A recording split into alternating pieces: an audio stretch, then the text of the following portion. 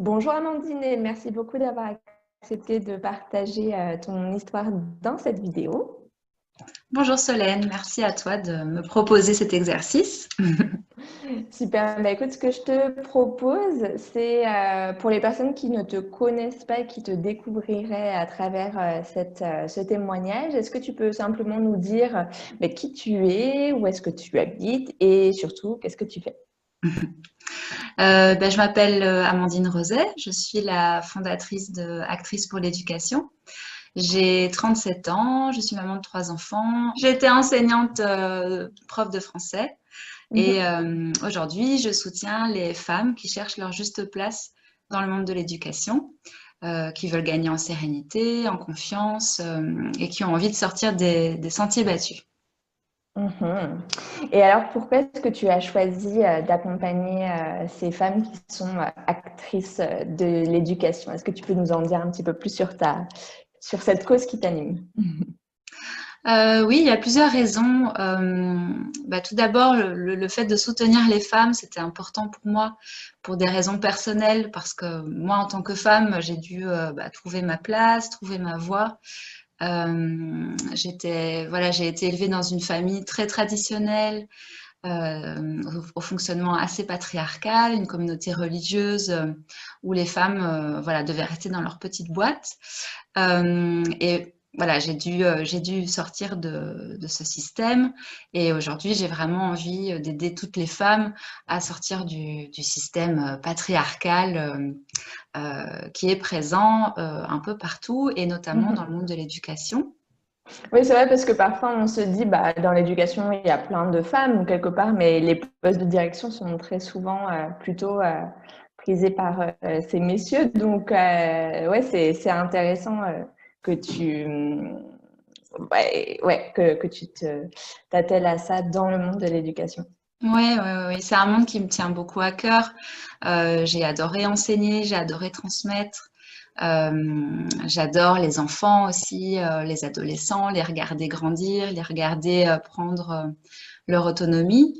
Et donc voilà, moi je me sens à ma juste place en soutenant toutes ces femmes qui ont envie d'aller un peu plus loin dans leur métier et dans ce qui est vraiment juste pour elles aussi.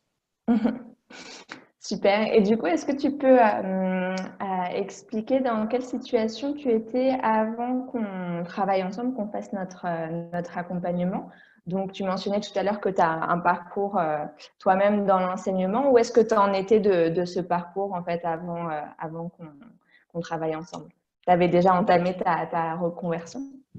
J'avais déjà entamé ma reconversion dans le coaching, mais je travaillais surtout avec les ados qui venaient pour des questions liées à l'orientation scolaire, etc., apprendre à apprendre. J'avais quelques profs aussi dans mes clientes. Et j'avais vraiment ce sentiment de faire partie toujours de cette corporation, en fait, et d'avoir vraiment envie de les aider. Donc, juste avant qu'on se rencontre, j'avais décidé en fait que je voulais me consacrer au coaching et non plus faire les deux en même temps, parce que j'enseignais en même temps en fait. Mhm. Euh, j'avais eu une super expérience de prof en fac. J'avais eu avant ça une expérience de présidence d'une école internationale, et toutes ces expériences que j'avais vraiment beaucoup appréciées en fait, avait nourri mon travail de coach. Voilà, je l'ai réalisé l'année dernière, que ce que je voulais vraiment faire, c'était soutenir les femmes qui travaillent dans le monde de l'éducation. Mhm. Et quelles étaient tes attentes à ce moment-là par rapport au fait de te faire accompagner? Donc, il y avait la problématique de passer à plein temps sur ton activité de coaching. Est-ce que tu avais d'autres attentes? Qu'est-ce que tu espérais en fait de notre travail? Oui, j'espérais plusieurs choses. J'avais pas mal d'attentes, plutôt techniques, je vais dire. En fait, quand je t'ai appelée, j'ai travaillé en Turquie. Auparavant, j'avais habité 5 ans au Cameroun, et en fait, avec le travail de mon mari, je suis amenée à voyager pas mal, à m'expatrier assez régulièrement. Et je voulais profiter d'un séjour en Belgique. Là, je suis belge et je suis revenue en Belgique pour 4 ans. Je voulais profiter de ce moment un petit peu entre parenthèses pour vraiment travailler à créer un site qui puisse vraiment être plus qu'une vitrine pour les futures personnes qui voulaient travailler avec moi. Donc, je voulais que ce site soit voilà, m'accompagne dans ma future expatriation aussi et que je puisse travailler de façon nomade, que je n'ai pas à me réinventer à chaque fois que j'atterris dans un autre pays, ce qui a été très chouette. Mais voilà, là, j'avais vraiment envie de construire une carrière. Euh, Ça, c'est une première chose. Et la seconde chose, c'est que je m'étais rendu compte que je ne connaissais rien à la communication, à l'entrepreneuriat. J'avais même des a priori assez négatifs par rapport à ça. Je viens d'une famille vraiment populaire, donc l'entrepreneuriat, c'est pas du tout dans notre culture familiale. Et j'ai vraiment ressenti le besoin d'être accompagnée à ce niveau-là. Voilà.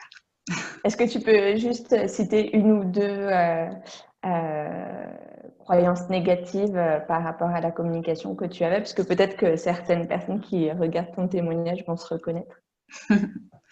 Oui, je pensais que communiquer, c'était, tu sais, un petit peu comme un vendeur de foire qui va dire venez, venez, achetez mon produit. Et comme si c'était une façon de manipuler les personnes, de les obliger à, à acheter mon produit. Alors que c'est pas du tout mon naturel. En plus, je suis plutôt introvertie. J'aime bien discuter, mais c'était quelque chose qui était assez péjoratif pour moi. Et puis voilà, gagner de l'argent, c'était pas très, c'était c'était mal pour moi. Voilà, je pensais que gagner de l'argent, c'était prendre de l'argent. C'était prendre de l'argent aux dépens de quelqu'un d'autre. Donc ça, c'était, je pense, mes deux croyances limitantes principales. Oui, choses sur lesquelles on a beaucoup travaillé ensemble. Et du Tout à coup, fait. avant de parler enfin, voilà, toutes les choses sur lesquelles on a travaillé, j'ai juste une autre petite question par rapport à, du coup, ta situation avant notre accompagnement. Qu'est-ce qui a fait que tu as choisi de travailler avec moi en particulier? Est-ce que tu te rappelles qu'est-ce qui a motivé ton choix? Alors, oui, je me rappelle très très bien. J'ai reçu d'une amie formatrice, Hélène Weber, un email. Donc, elle m'a forwardé ta newsletter. Et j'ai beaucoup aimé la retraite que tu proposais. Tu proposais une retraite. Et donc, ça m'a vraiment bluffée. Oui, je pense que ça a été une première pierre vers la déconstruction de mes croyances limitantes, puisque tu proposais de l'entrepreneuriat, mais voilà, dans un esprit vraiment de liberté, de nature aussi, ce que tu mettais beaucoup en avant et qui est une des causes qui me tient vraiment à cœur également. Voilà, donc ça m'a vraiment beaucoup interpellée. Ensuite, le fait que tu habites en Turquie, ça a été, voilà, je suis assez sensible aux signes et je me suis dit, tiens, voilà, c'est un signe. Moi aussi, j'habite en Turquie à ce moment-là. Et enfin, le défi, le challenge que tu proposes sur ton site, donc les 10 jours euh, que j'ai suivis, qui m'ont beaucoup, qui m'ont vraiment amené un pas plus loin dans ma réflexion. Et donc, j'ai vraiment beaucoup aimé l'alliance que tu incarnes de rigueur. C'était très, très rigoureux, ces questions, ce challenge. Et de naturel, de spontanéité, de sourire, de couleurs aussi. J'ai beaucoup aimé les couleurs de ton site, de ta newsletter, etc. Voilà. Ok, super. C'est toujours intéressant. En fait, je pose cette question que pendant les témoignages, je crois. Du coup, c'est presque une question. Ouais, c'est super intéressant pour moi. Puis c'est aussi voilà, je trouve ça inspirant de savoir qu'est-ce qui peut motiver quelqu'un à travailler avec quelqu'un d'autre parce qu'effectivement, on se choisit, quoi. Et du coup, c'est intéressant d'analyser ce qui nous motive à faire nos choix. Quand du coup tu t'es lancé dans l'accompagnement, comment est-ce que tu as trouvé l'argent à investir? Est-ce que ça a été un gros questionnement pour toi? Comment est-ce que tu t'es décidé finalement? Pour l'argent, en fait, j'avais mis de côté de l'argent depuis plusieurs années, dans l'idée d'investir dans mon développement personnel, puisque je suis coach en développement personnel. Et j'ai eu cette envie d'investir justement cet argent dans mon développement professionnel aussi, en faisant appel à toi. Après, j'ai réalisé que c'était aussi du développement personnel, donc c'était un très très bel investissement. Mais donc cet argent, je l'avais en partie et je savais que j'allais avoir quelques rentrées aussi au fur et à mesure, puisqu'on peut payer en plusieurs fois. Donc c'est l'option que j'ai choisie. Ok, super, merci pour ton partage et ta transparence sur ce sujet, parce que c'est vrai que quand on est entrepreneur, voilà, c'est super important de pouvoir faire des choix d'investissement qui nous nourrissent et puis qui voilà, pourront ensuite porter leurs fruits. Donc, c'est vrai que c'est une décision importante. C'est toujours rassurant de savoir comment les autres font pour se décider. Oui, oui, parce que c'est une somme qui peut avoir l'air assez grande, mais moi j'ai trouvé que étalé comme ça sur plusieurs mois, finalement, c'était tout à fait faisable. Finalement, oui, c'était un petit peu ce que je mettais par mois en vêtements, j'avoue, et en livres surtout.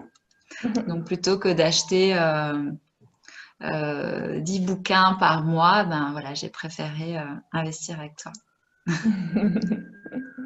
Super. Et quels ont du coup été les résultats que tu as obtenus grâce au programme, ou disons où est-ce que tu en es aujourd'hui de ton activité, parce qu'on a eu une sorte de photographie de là où tu en étais à l'époque. Donc voilà, encore, tu habitais je précise qu'on n'est pas dans la même, on n'était pas dans la même ville en Turquie, donc au final on s'est jamais vu en vrai en C'est Turquie, vrai, parce que tu ouais. étais à Ankara et moi à Istanbul. Mais donc voilà, à l'époque, tu étais expatriée. Entre-temps, voilà, tu nous as dit que tu avais redéménagé en Belgique. Où est-ce que tu en es de ton activité? Est-ce que tu es toujours prof à mi-temps, ou est-ce que du coup c'est ton activité à plein temps? Voilà, est-ce que tu peux nous donner une photographie de là où tu en es aujourd'hui du coup? J'ai décidé de ne pas reprendre un poste de prof quand on est revenu en Belgique. Donc ça a été ma première grande décision.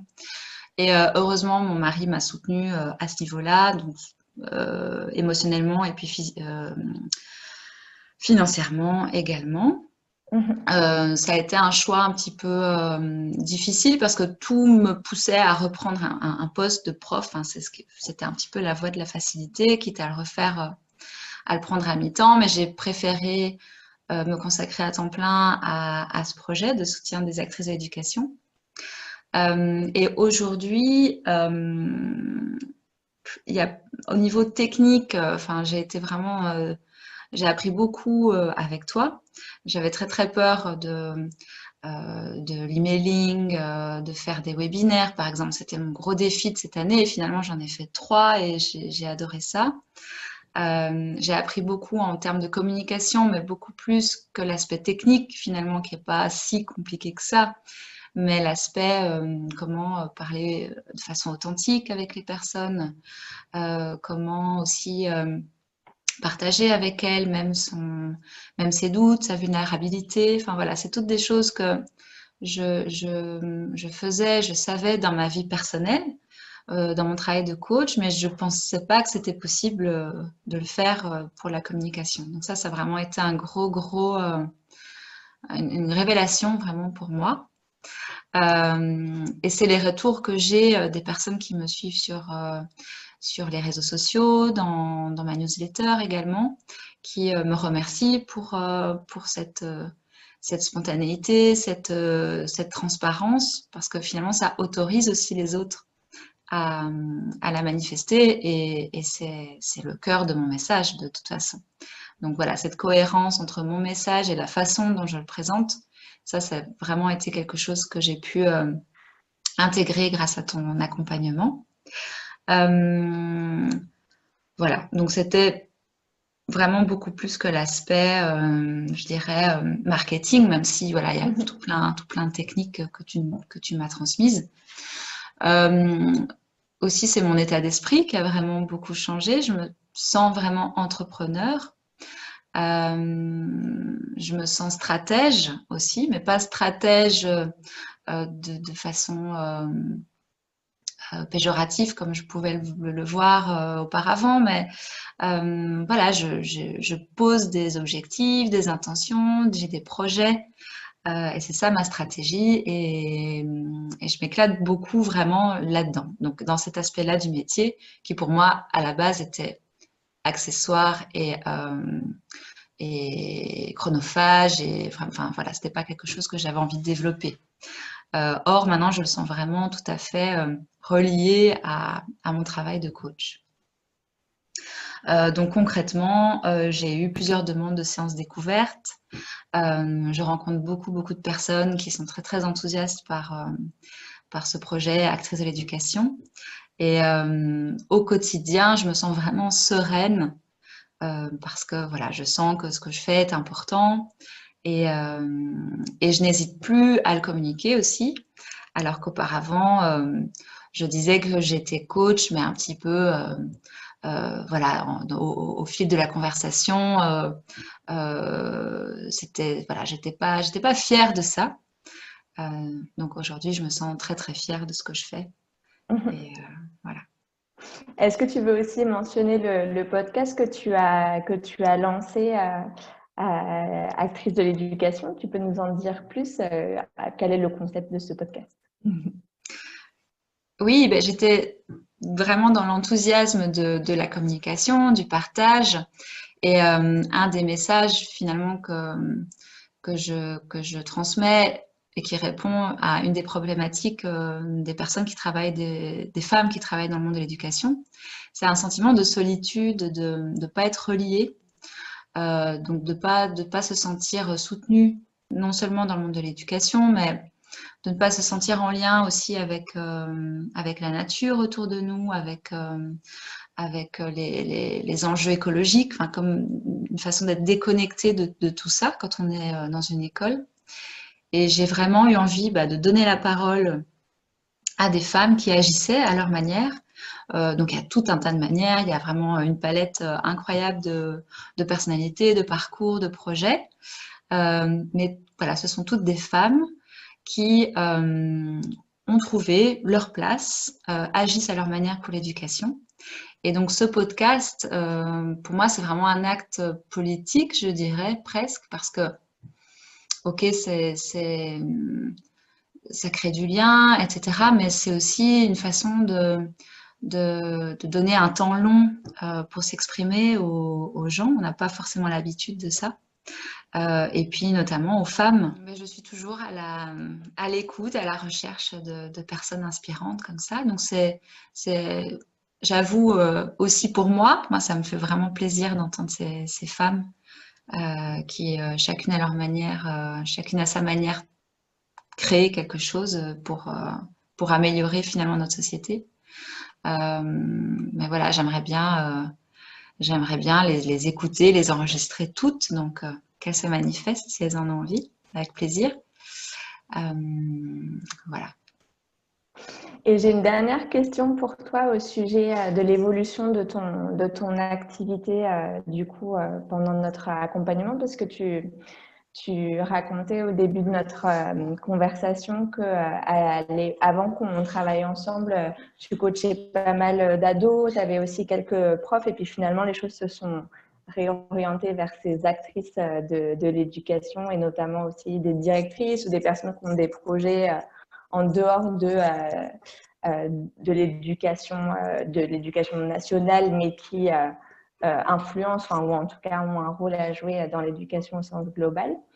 Est-ce que tu peux nous raconter un peu cette transition? Qu'est-ce qu'a nourri voilà, ton envie d'aller dans cette direction, le travail sur le client idéal, etc. Est-ce que ça, c'est quelque chose aussi que tu retires de l'accompagnement? Oui, oui, tout à fait. Ce travail sur le client idéal qu'on a fait ensemble en tout début de parcours, ça a été vraiment très, très, très éclairant pour moi. Parce que j'étais pas certaine de me spécialiser tant que ça. Surtout que ce que je fais, c'est pas si courant. Enfin, il n'y a pas pléthore de coachs pour spécialiser dans le monde de l'éducation et pour les femmes.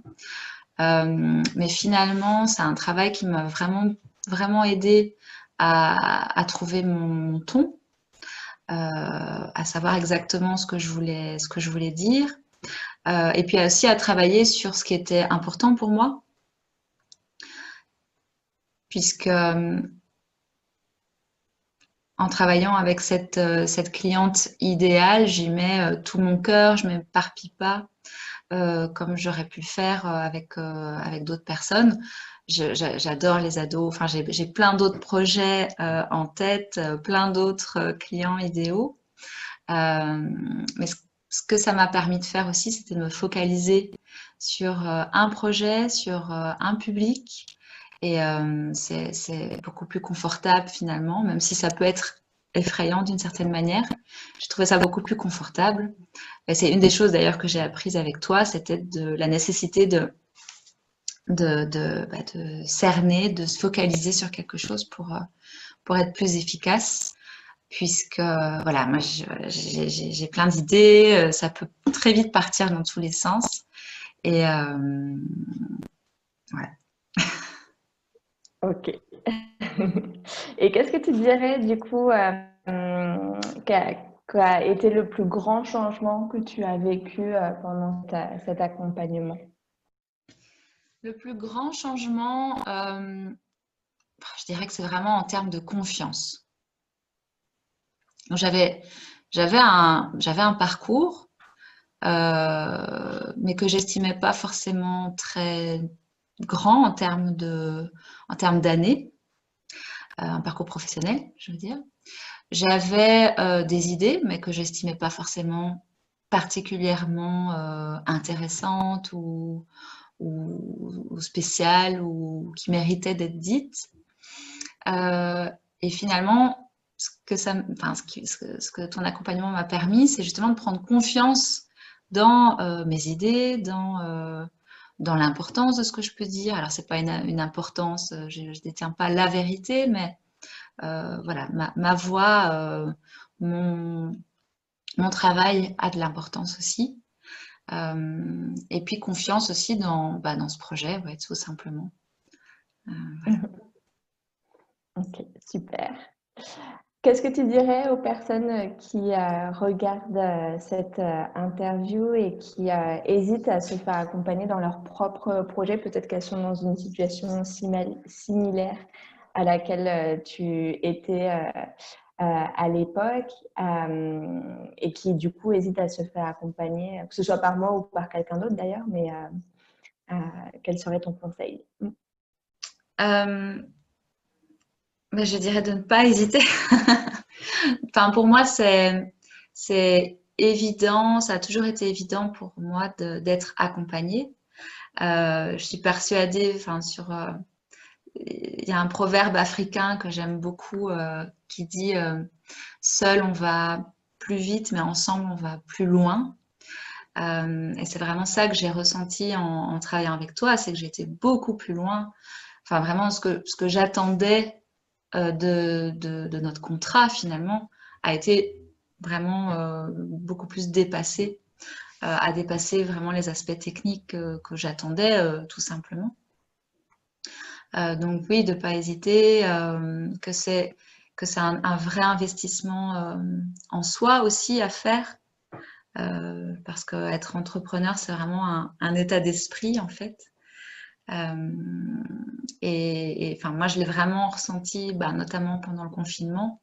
C'est que cet état d'esprit, cette confiance que j'ai pu gagner, ça m'a vraiment aidé voilà, à dépasser tout ce qu'on a pu ressentir en termes d'émotions, en termes de contraintes horaires avec les enfants, etc.